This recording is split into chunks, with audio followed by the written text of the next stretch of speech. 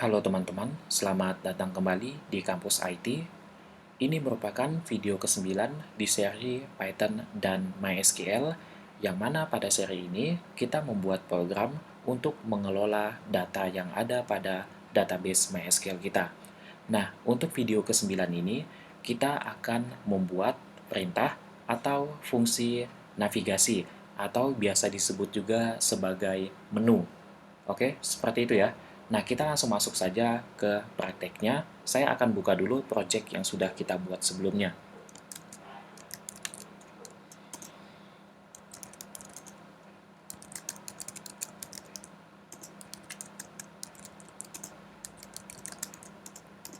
Oke, teman-teman juga silakan dibuka projectnya yang sudah teman-teman buat sebelumnya. Kemudian, seperti biasa, teman-teman bisa jalankan virtual environment yang sudah dibuat sebelumnya.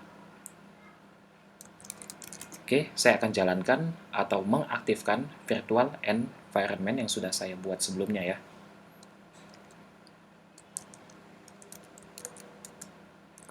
Nama virtual environment-nya. Jadi perintahnya seperti biasa, yaitu kata kunci search, kemudian spasi, nama virtual environment-nya, yaitu env, kemudian bin, kemudian kita akan eksekusi file dengan nama activate ya. Oke, seperti ini. Nah, jadi sekarang virtual environment-nya sudah jalan, sudah kita aktifkan, sehingga kita bisa fokus membuat fungsi navigasinya. Oke, ini akan saya hapus saja. Kita akan buat sebuah fungsi menggunakan perintah def ya. Jadi ini adalah kata kunci untuk membuat fungsi yang ada di bahasa pemrograman Python. Kemudian kita lanjutkan dengan membuat nama fungsinya. Di sini saya akan buat show menu saja. Kemudian jangan lupa teman-teman tetap harus menambahkan parameter di sini. Saya menggunakan parameter db. Nah, teman-teman bisa menggunakan dengan yang berbeda ya, misalkan coba atau tes atau yang lainnya. Silakan, bisa saja, tidak masalah. Oke, kemudian di bawahnya saya akan buat bentuknya adalah string ya. Jadi perlu teman-teman pahami dulu konsepnya.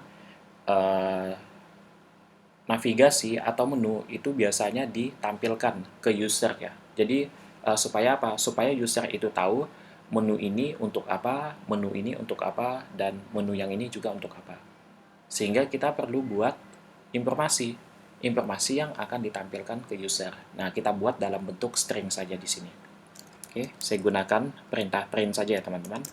Kemudian misalkan di sini yang pertama kali saya buat adalah judulnya. Misalkan judulnya adalah mungkin saya tambahkan seperti ini, program CRUD plus search ya, plus S misalkan seperti itu search-nya, kemudian mahasiswa misalkan.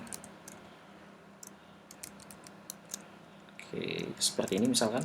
Teman-teman silakan menggunakan judul yang lain yang relevan dengan program yang teman-teman buat. Oke, selanjutnya saya tambahkan saya akan cetak lagi string. Nah, di sini adalah string untuk informasi yang akan kita tujukan ke usernya, yang akan kita tunjukkan agar si user itu atau si pengguna itu paham jika dia pilih ini, itu artinya dia akan menjalankan fungsi yang mana seperti itu. Ya, jadi kita buat dalam bentuk angka saja nanti. Misalkan seperti ini. Jadi kalau misalkan si user itu memilih angka 1, maka dia akan menjalankan maka kita akan menjalankan perintah untuk insert datanya atau untuk memasukkan datanya. Jadi menu pertama ini untuk memasukkan data. Oke, saya akan copy paste saja ya teman-teman di sini. Kemudian untuk menu yang kedua, misalkan untuk show datanya, show data. Kemudian saya tambahkan lagi untuk menu yang ketiga di sini, misalkan untuk update data. Oke, ini untuk menu yang ketiga. Kita tambahkan lagi menu yang keempat, misalkan di sini untuk delete datanya. Kemudian menu yang kelima untuk searching atau search seperti ini. Nah, teman-teman juga bisa menambahkan satu buah menu lagi. Nah, di sini saya akan menambahkan satu buah menu lagi untuk keluar dari program atau exit. Ya, mungkin saya gunakan angka 0 saja. Yang biasa digunakan adalah angka 0 ya. Oke, ini untuk exit atau keluar dari program. Seperti ini misalkan. Oke, misalkan di sini saya tambahkan lagi string untuk garis ya, misalkan kita tambahkan untuk garisnya, misalkan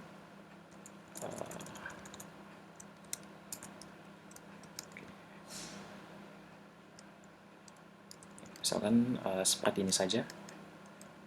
Oke, mungkin teman-teman bisa menambahkan string yang lainnya ya. Yang jelas informasi apa yang teman-teman ingin beritahukan ke si usernya atau si penggunanya, seperti itu. Oke, kemudian dari hasil ini tadi atau informasi yang ini tadi yang ditampilkan ke si user perlu melakukan aksi. Nah, aksinya seperti apa? Dia akan memasukkan angka. Nah, kita buat saja di sini, saya buat sebuah variabel menu untuk menampung angka yang dimasukkan oleh si user tersebut. Oke, misalkan pilih menu seperti ini.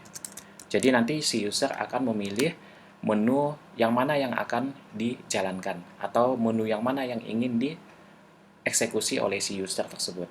Seperti itu ya. Nah, jadi di sini ada aksi yang perlu dilakukan oleh si user, yaitu memasukkan pilihan angkanya. Jadi hanya satu pilihan angka yang dimasukkan di sini. Oke, jadi angka yang dimasukkan itu akan ditampung di sebuah variabel dengan nama menu. Oke, seperti ini ya menunya. Nah, kemudian teman-teman bisa menggunakan perintah if untuk melakukan pengecekannya atau prosesnya ya. Proses pengecekannya nanti teman-teman menggunakan if statement. Oke, saya tidak menggunakan switch case karena di Python tidak ada switch case sehingga kita menggunakan if else statement saja. Oke. Nah, di sini saya akan menggunakan if menu. Jika menunya sama dengan misalkan pilihan si usernya adalah 1, maka kita akan menjalankan yang fungsi untuk insert datanya.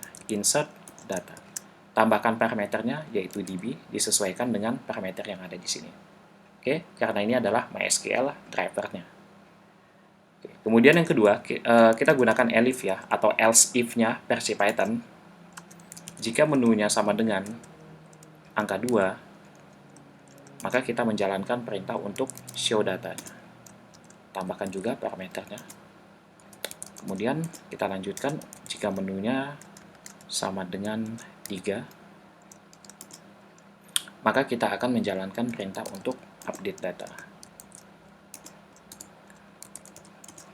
Oke, untuk menu sama dengan 4, perintahnya adalah delete data yang kita jalankan. Kemudian saya tambahkan lagi elif untuk bagian exit-nya ya teman-teman. Jadi kalau misalkan menu yang dipilih itu sama dengan 0 seperti ini, maka kita langsung exit saja. Nah, perintah exit di Python teman-teman bisa menggunakan perintah yang simple seperti ini.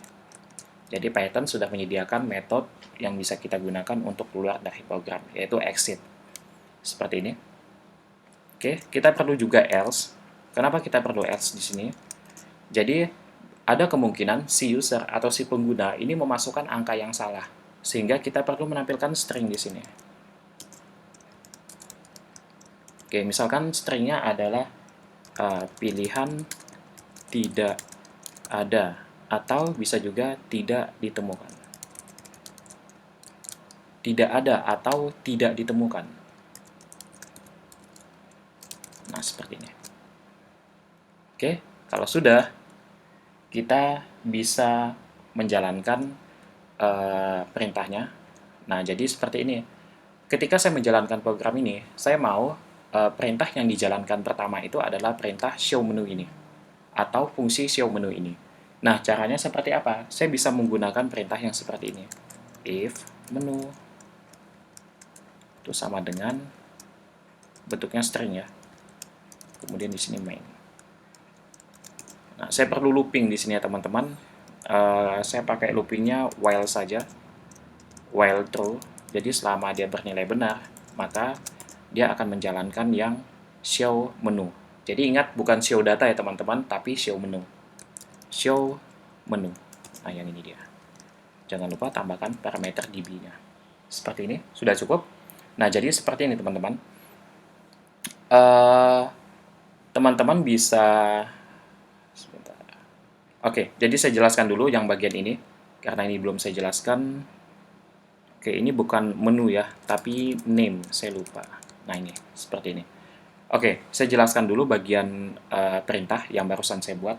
Nah, name ini adalah biasa disebut juga dengan variabel khusus yang ada pada Python ya, atau top level code execute ya, kalau tidak salah saya. Nah, jadi ini digunakan untuk mengeksekusi semua kode yang ada di file ini. Nah, sederhananya seperti itu ya. Kemudian, main ini biasa juga disebut sebagai, setahu saya ini adalah modul ya. Jadi main ini adalah modul. Nah, ini digunakan jika kita bekerja dengan modul-modul gitu. Bekerja dengan modul dan di dalam modul tersebut ada yang namanya fungsi-fungsi. Nah, di sini kan kita bekerja dengan satu buah modul dan ada fungsi-fungsinya juga sehingga kita bisa menggunakan perintah seperti ini. Oke, kemudian while ini untuk perulangannya ya. Jadi kita tidak perlu lagi keluar atau exit. Jadi nanti dia langsung uh, melakukan perulangan secara terus menerus ya. Jadi teman-teman nanti tidak perlu bukan tidak perlu exit, tapi tidak perlu menjalankan perintah yang Python spasi main.py. Nah, itu tidak perlu. Jadi ketika teman-teman nanti sudah memilih menunya, misalkan menu untuk show data kedua ya. Misalkan teman-teman nanti memasukkan angka 2, nah nanti dia akan langsung mengeksekusi secara otomatis program tersebut. Jadi nanti teman-teman tinggal langsung memasukkan menu saja.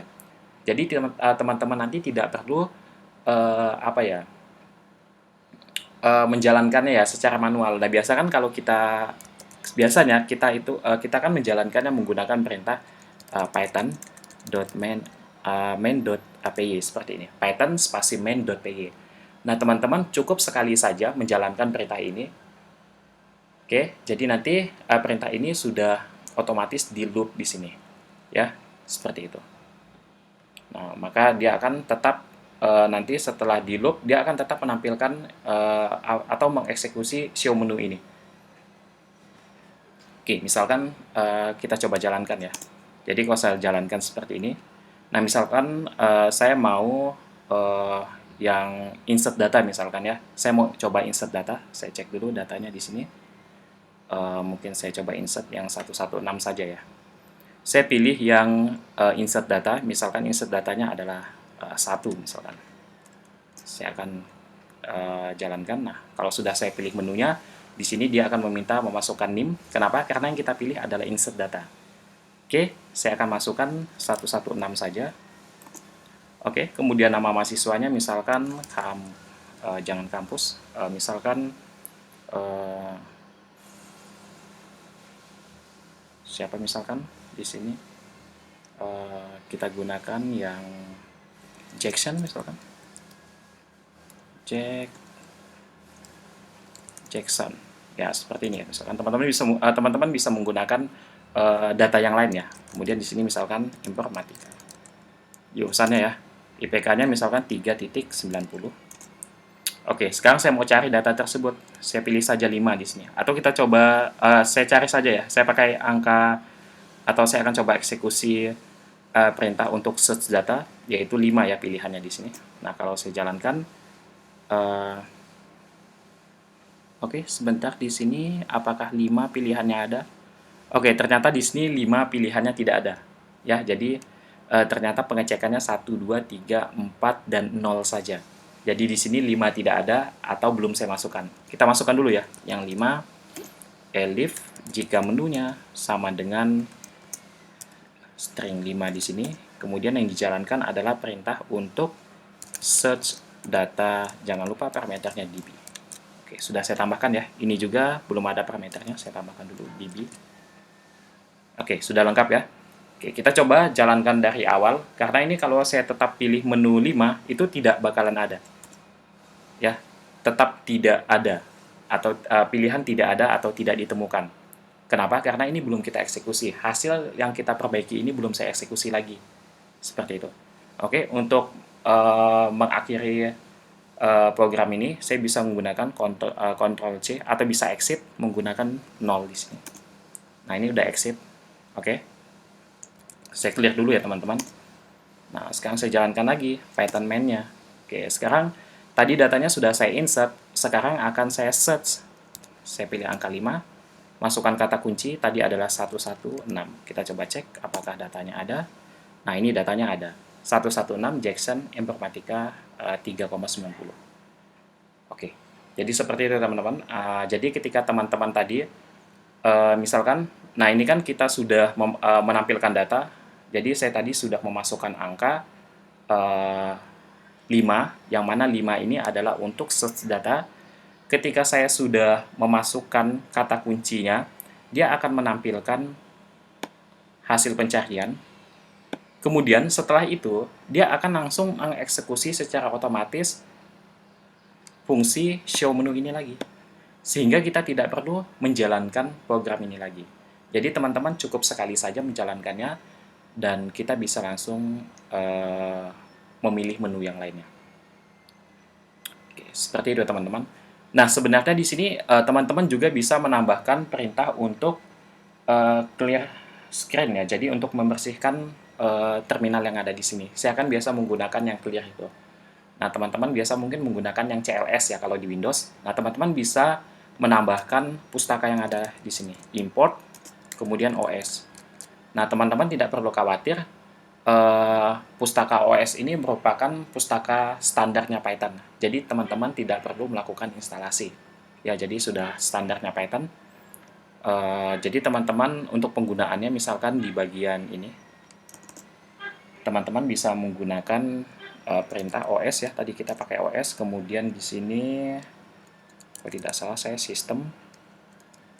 Kemudian di sini adalah perintah yang biasa kita gunakan. Kalau di Linux dan OS X atau Mac OS itu pakainya clear ya teman-teman. Nah, seperti ini. Kalau teman-teman pakai Windows, teman-teman bisa menggunakan CLS seperti ini. Ini kalau teman-teman pakai Windows ya. Nah, ini untuk Windows. Untuk Windows. Seperti ini. Saya buat keterangannya. Oke, kalau untuk yang Linux dan Mac OS atau OS X, teman-teman bisa menggunakan yang OS, kemudian sistem, kemudian menggunakan perintah clear. Oke, sorry. Nah, seperti ini. Nah, kalau kita jalankan, misalkan saya keluar lagi ya, saya klik 0, saya clear dulu. Nah, ini kan saya clear ya, supaya bersih. Jadi nanti kita udah tidak perlu lagi melakukan clear screen. Oke, misalkan di sini saya jalankan Python-nya. Nah, misalkan saya pilih yang search data ya. Saya pilih yang search datanya, misalkan saya pilih angka 5. Ketika saya enter, nah jadi dia udah otomatis dibersihkan dulu. Ya, dibersihkan dulu, kemudian kita masukkan kata kuncinya 116. Saya enter lagi, nah baru ada seperti ini. Oke, saya pilih menu lagi. Misalkan saya mau pilih menu untuk delete data, yaitu 4. Kalau saya jalankan, nah dia akan langsung membersihkan terminal kita. Jadi screen-nya itu dibersihkan, kemudian dia akan langsung mengeksekusi menu yang tadi kita pilih. Nah, misalkan yang saya mau hapus adalah yang ID-nya di sini, ini berdasarkan ID ya. Oke, misalkan yang 10, oh ternyata ada data baru di sini. Ternyata ini belum saya ini ya. Oh ya, tadi untuk tes saya mau menambahkan data baru ya. Oke, misalkan data yang ID ke-10 ini akan saya hapus. Saya tambahkan seperti ini saja. Saya ketikkan angka 10 yaitu ID-nya ya. Karena di sini kita menghapusnya itu berdasarkan pada ID-nya, bukan berdasarkan pada NIM-nya. Sehingga yang teman-teman masukkan adalah ID-nya. Oke, kalau saya enter jadi seperti ini.